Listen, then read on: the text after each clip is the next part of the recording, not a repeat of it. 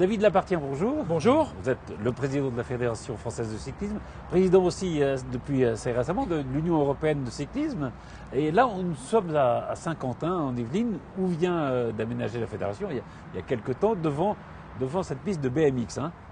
Le fait d'être ici, à côté du Vélodrome de Saint-Quentin, c'est un projet que vous portez depuis longtemps, je crois. C'est un projet que je porte depuis le début, depuis la candidature finalement de Paris aux Jeux Olympiques de 2012.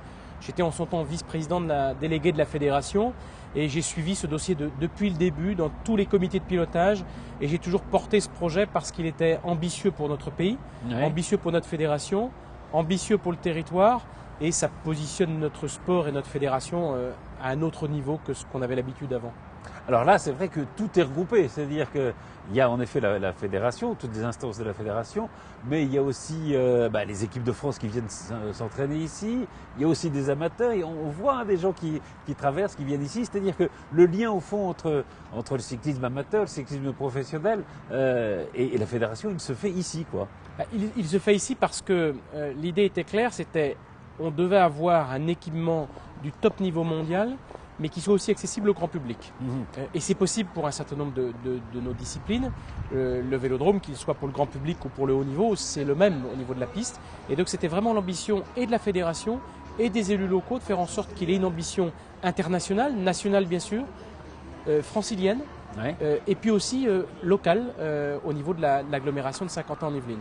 Donc c'est pour ça qu'on a dimensionné ça et pensé dès le début pour qu'il puisse rencontrer tous ces publics, les athlètes des équipes de France, la compétition régionale, monsieur, madame, tout le monde pour le loisir, et les écoliers, parce que c'était aussi important que les écoliers, et vous voyez cette piste de BMX qui est derrière nous, eh bien on voit qu'elle a finalement deux couloirs, un pour déjà de la compétition de niveau régional, et un pour l'international, les élites et les équipes de France. Donc on a pu faire des équipements dimensionnés à double niveau. C'était ça votre projet au fond de lier le sport loisir et puis le sport de très haut niveau?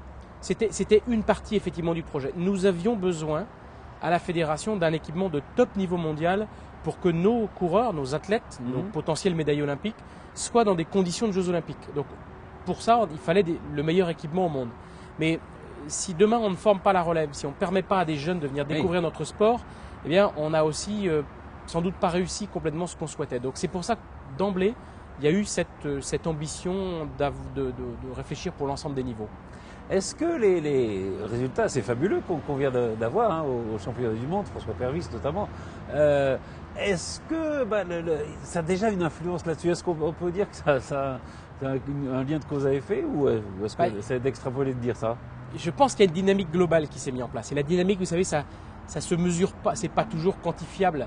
Et je pense que l'arrivée dans ce vélodrome, prenons l'exemple de François Pervis que vous venez de citer, il habite ici, il habite maintenant ici à Montigny-le-Bretonneux, il habitait dans un petit 25 mètres carrés, il s'entraînait à l'INSEP, aujourd'hui il a pris un appartement beaucoup plus grand, il est venu en famille et puis il a un lieu d'entraînement absolument extraordinaire, il habite à côté, ce vélodrome lui permet dans des vraies conditions de course, même s'il n'y a été que 2 mois avant les championnats du monde, pour autant la dynamique est là.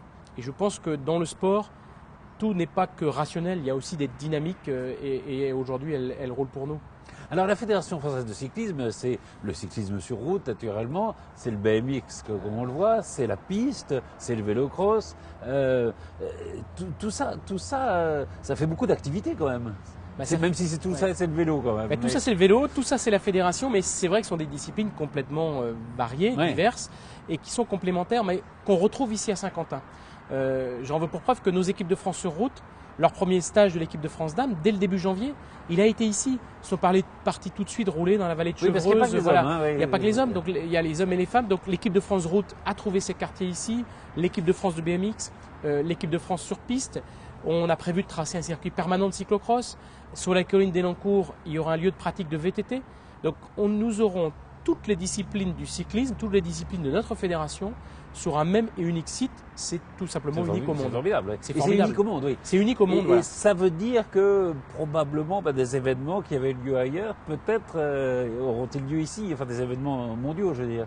C'est l'ambition, C'est des ambitions, c'est qu'on accueille aussi, qu'on ait une politique d'accueil de grands événements internationaux. On va commencer cette année avec un championnat de France sur piste, un championnat de France de BMX ici, pour montrer qu'à Yen nous y sommes, on peut accueillir ces événements. Mais l'ambition, elle est de passer sur des championnats d'Europe et des championnats du monde, on va dire très rapidement, parce que tout est fait pour qu'il en soit ainsi. Alors ce projet, vous le disiez, vous le portez depuis 2008, hein, quand vous étiez encore vice-président de la fédération. C'est que votre côté, vous êtes du Morbihan, hein, donc oui. C'est votre côté breton comme ça. Ah, c'est le côté, si vous voulez, on ne lâche pas sur des dossiers comme ça. J'y ai sans doute cru plus tôt que les autres, oui. Parce que j'ai vu vraiment des élus locaux de toute sensibilité, mais qui étaient vraiment ici moteurs dans le dossier. Alors ça, c'est important quand les élus sont moteurs. Nous, monde cycliste, on n'avait pas le droit d'être en retard. J'ai parfois été un petit peu seul au début à la fédération. Oui, vous savez, ça faisait 55 ans qu'on attendait ça, depuis la démolition du Veldiv. Et du coup, on nous a fait tellement de promesses, tellement de lieux où on devait atterrir, où on n'est jamais allé, que nos dirigeants disaient, oh, vous savez, on en a vu d'autres, on nous en a tellement promis que celui-là, ça va faire comme les autres. Et je dis, je pense pas. J'étais peut-être pas là avant, mais je pense pas, parce qu'il y a une vraie détermination. Et au final, tout le monde s'est rallié à cette idée.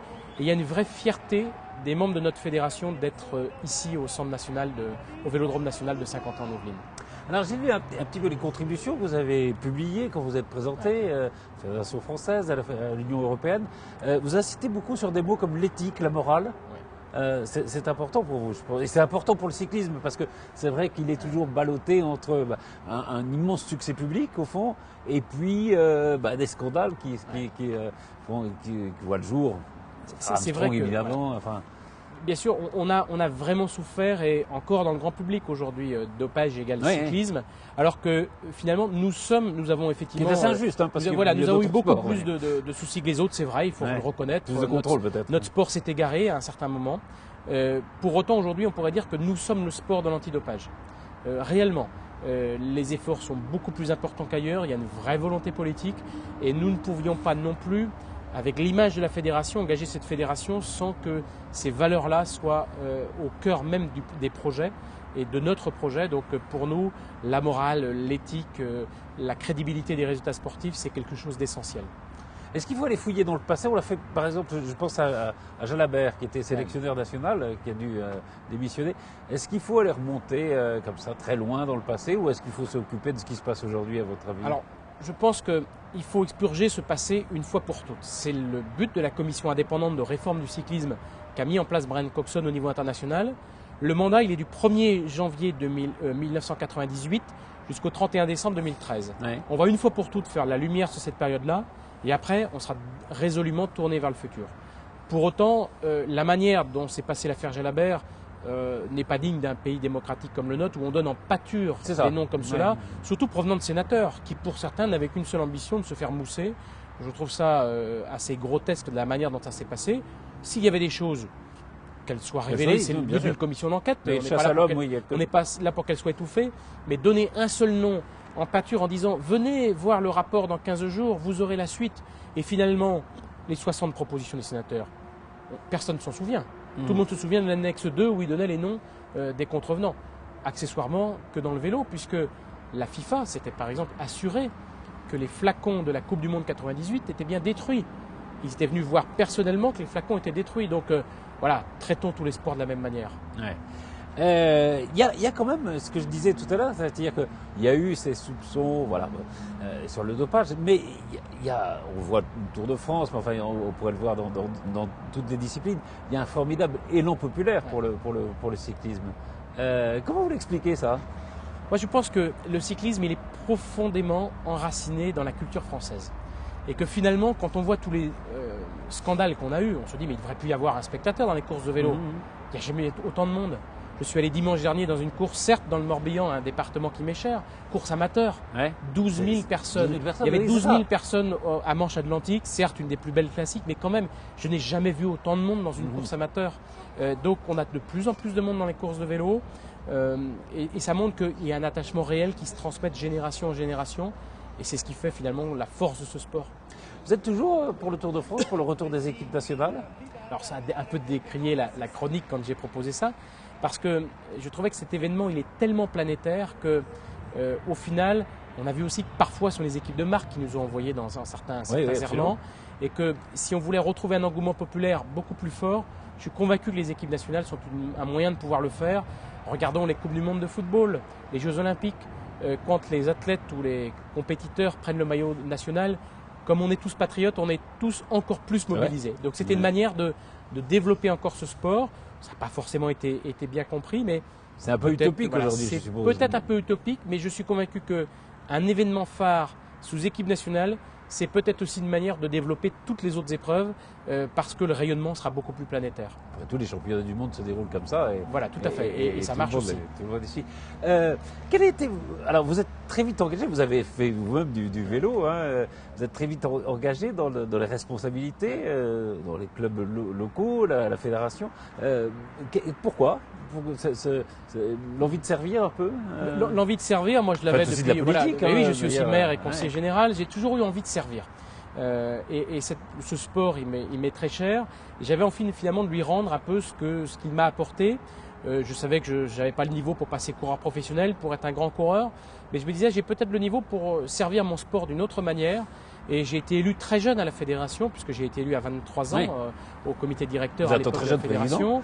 Je suis le plus jeune président de fédération olympique. J'ai été élu à 35 ans, réélu à 39 ans. Et je pense que voilà, on peut être élu relativement jeune dans des fonctions qui sont des fonctions bénévoles, il faut aussi le rappeler. Mais j'avais vraiment envie de servir mon sport, de lui rendre finalement ses lettres de noblesse et d'œuvrer pour son développement. Et j'espère y contribuer modestement, mais très sincèrement. Alors vous avez encore 4 ans de mandat, 3 ans 3 ans de mandat, voilà. Qu'est-ce qu'on peut souhaiter vous souhaitez à vous, puis c'est souhaiter au sport cycliste de façon générale? Alors je pense que le sport cycliste, il faut qu'on lui souhaite le retour de la crédibilité. C'est vraiment sur la bonne voie. À la Fédération française de cyclisme, moi je souhaite que nous soyons, qu'on retrouve une place tout à fait leader, voire peut-être la première au niveau des Jeux Olympiques de Rio. C'est notre objectif majeur, et qu'on retrouve aussi une équipe et un vainqueur potentiel du Tour de France. Il est peut-être pas encore... Ça peut vous dire c'est un... Voilà, je pense qu'on y arrivera. Avant la fin de votre mandat, allez. Je ne sais pas si on aura le vainqueur du Tour de France français avant la fin du mandat, je ne pense pas. Pour autant, on l'aura peut-être déjà dans les équipes professionnelles françaises. Et notre ambition, maintenant, après l'achèvement de ce vélodrome national, c'est l'avènement d'une équipe professionnelle appartenant à la fédération de très haut niveau mondial. Voilà, ça, c'est le futur grand projet. C'est tout ce qu'on vous souhaite. Merci infiniment, David Lapartien. Merci bien.